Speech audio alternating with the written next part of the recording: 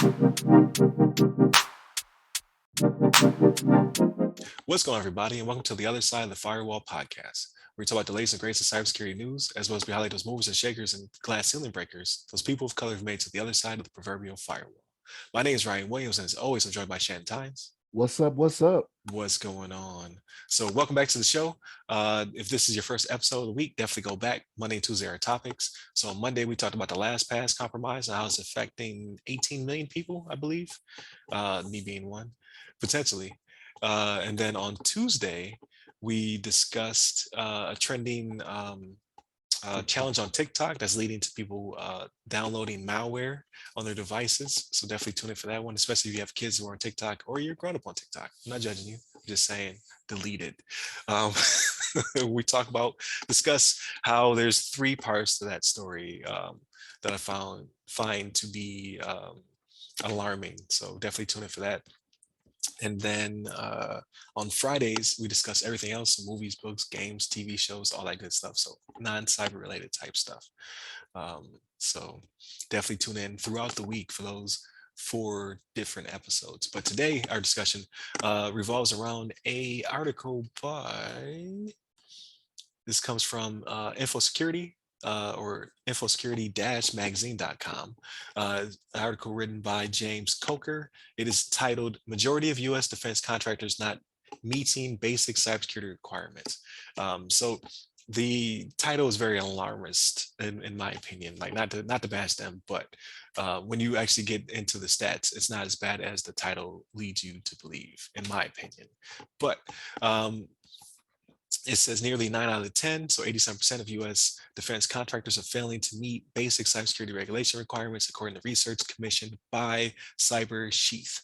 The survey of 300 US-based Department of Defense contractors found that just 13% of respondents have a supplier risk performance system, or a SPRS, score of 70 or above under the Defense Federal Acquisition Regulations Supplement, or DFARS. A score of 110 is required for full compliance. So what that is there's mechanisms in order to keep contractors and the information, the systems they work on, are safe. Those parameters are ever changing, and they're becoming more strict as time goes by. There's something called the CMMC, sorry, can't speak today, which stands for Cybersecurity Maturity Model Certification. The CMMC debuted around 2020, just before all the sunburst supply chain stuff happened with SolarWinds. Was a humongous compromise, one of the biggest ones we've seen in probably the past 5 years or more. We talked about that heavily on the show when it first debuted back in late 2020, because it was such a hot topic, and how we believe it to be attributed to Russia and how they were in not only the civilian sector systems, but also government systems because of a supply chain attack on SolarWinds. So go back, way, way back, and you can listen to that. That's one of I would probably say is in our top 15 of first episodes. Like, the first of 15 episodes is probably going to be in there because we talked about it heavily. It was like a hot button topic. It was the beginning of the dystopic what was it, 2020 through 2022, Yeah. of breach after breach after breach, but it was one of the biggest ones that we discussed, because Log4j was also in there. There's a few others. Like, it just was not a good time. People have idle hands. They had nothing better to do but then to breach systems and find just really bad compromises. Since then, knock on wood, things are starting to slow down.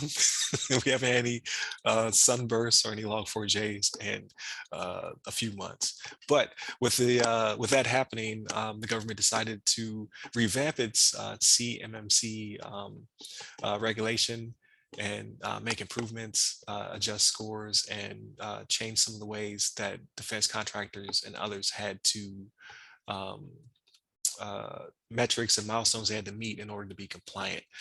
So again, this article talks about how some of them are not meeting the CMMC 2.0 revision metrics. Again, you have to reach a 110, I guess, to be close to perfect. A lot of them are not even reaching 70.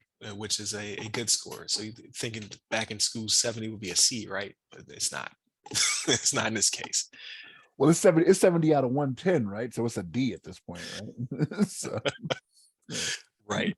But you got to set a bar in order for people to learn how to pass it, right? So but the article goes into saying that this is a threat to national security, and that this could have a major consequence for defense contractors, nearly half of whom will lose up to 40% of their revenue if the DoD contract loss occurs, according to the research. So if they start to shut them off because they're not meeting the requirement, this could be a huge loss of revenue for these companies. So that is not only do you not want to be fined by the government, you also obviously don't want to lose revenue because you no longer can receive those contracts to do that work. So it's pretty important that they start to meet these conditions, at least getting that 70%, and then striving towards that 110 score. What do you have on this, Shannon? What do you think? So to kind of piggyback on what you said last there, it's not even a matter of not being able to compete. Like, you won't even get the request, right? At that point, like I envision going forward that if it's somebody that they have dropped, they'll be like, okay, we don't need to go to them. We know what they do, right? It may take a little while for you to even get in the good graces to even get the requests anymore, right? So that's just my way of seeing it. But here's my thing. I kind of want to call BS on this, right? So something they said in the article, right? They have a subsection here called improving understanding of regulations. They say a major factor in non-compliance appears to be a lack of understanding of government cybersecurity regulations, which was cited by 82% of respondents. I want to call BS because it's very easy to find what you need to do, right? So even when you look at the report that Cybersheet did on this, they said 80% of the DRB doesn't monitor its systems 24/7, 365, and doesn't use US-based security monitoring services. Like, that is very clearly set out when they put the requests out there, like what they want, right? They give some numbers here. 80% lack of vulnerability management solution. One of the first things they talk about when they put these requests out there to companies. 79% lack a comprehensive multi-factor authentication system. I mean, that's kind of like ground zero at this point when it comes to working with DoD, right? Like multi-factor.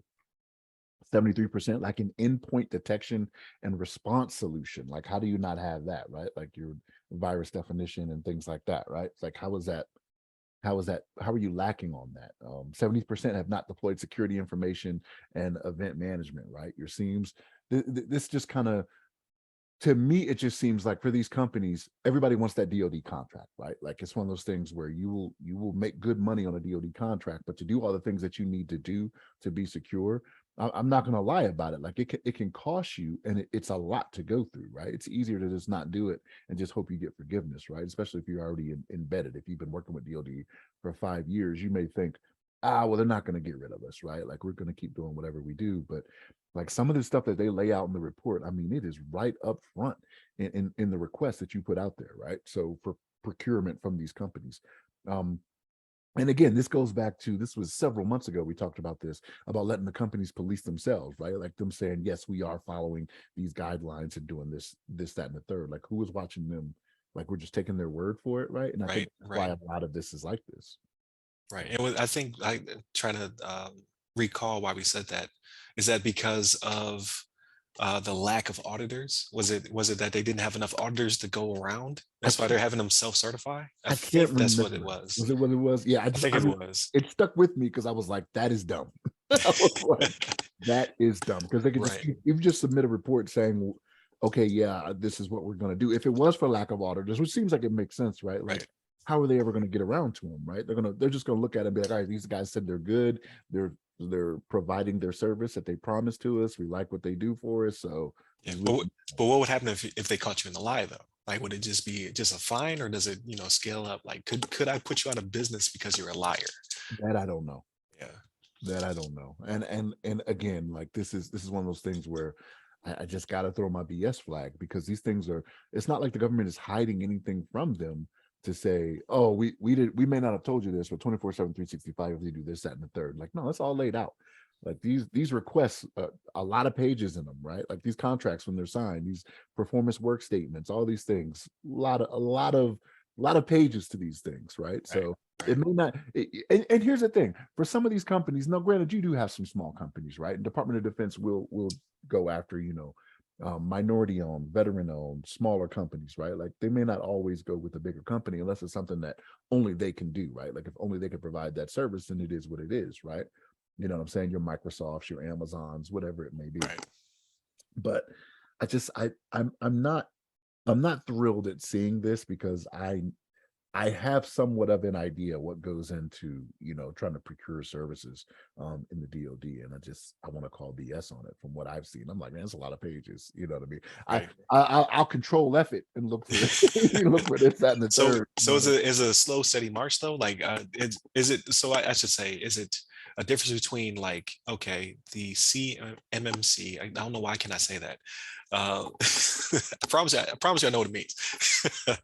Is it that because of the requirement change, maybe the company's already embedded, already had the previous requirements and bidded on it and wanted and did not have necessarily, were not paid for the new requirements? Or is it a matter of just trying to get them to slowly march to the beat and get in line to having those requirements fulfilled at a certain roadmap? Like maybe they don't want it necessarily like, okay, we want you to get a 70 now, but like 2025, 2026 is when you need to be up to the 110.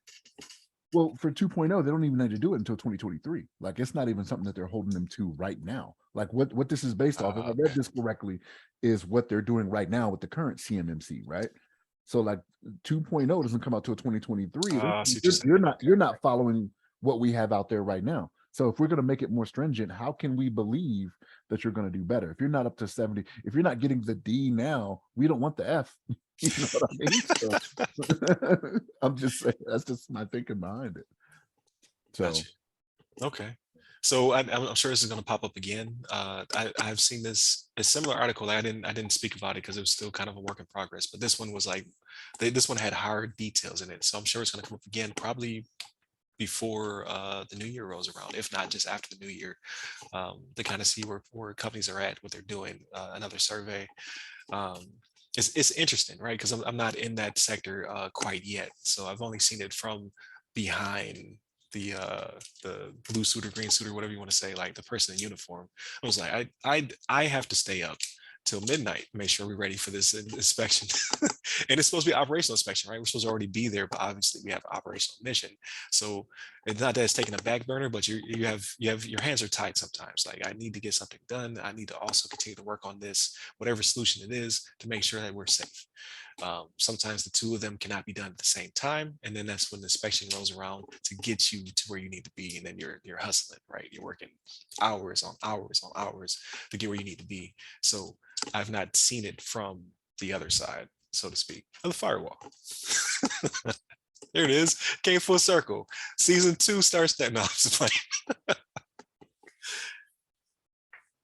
But no, it is very interesting. Like reading it initially, like when you see the headline, I'm like, oh man, this is really bad. Then getting more in detail about it, I'm like, oh, okay, I see what they're trying to say. They're not meeting the bar as a whole. It's not like, okay, this is only a certain small percentage of contractors. It's like, no, like they're all working towards being better. I'm obviously taking an optimistic route here. And Shannon nods. Just I don't know. It's the serious yelling me, I guess. It's like, oh guys, we didn't make bar just yet. But we're gonna work extra hard to get there. As opposed to like, this is money. Like, so on my side, like I was being paid salary. So no matter if they work me 4 hours or they work me 400 hours, I get paid the same amount of money, as opposed to these contracts, which are, thousands, tens of thousands, millions of dollars. To get right quickly, to give the government what they're asking for when it comes to safety and security. So it still remains to be seen where we'll be at by, you said 2023 is probably when the 2.0 compliance comes around. right. But they'll give them time. That's the thing. Like as with all of these, right? Like they'll set that deadline and say, okay, now we know we said this, but we'll give you until fiscal year 2024 or whatever, or 2025, right? So Right. that's into 2024. But yeah. Gotcha. But Yeah, it's definitely interesting article. Definitely continue to tune in throughout the week. Like, share, subscribe, hit us up on social medias. I'm about to run out of time. It's too late. We already made past 15. I'm about to cut this part out. So hit us up on all the socials. Hit me up. I'm at RY Security Guy. That's RY Security Guy on LinkedIn, Clubhouse, or no. Yeah, LinkedIn, Clubhouse, and Twitter. And definitely tune in for Friday's episode. So stay safe, stay secure.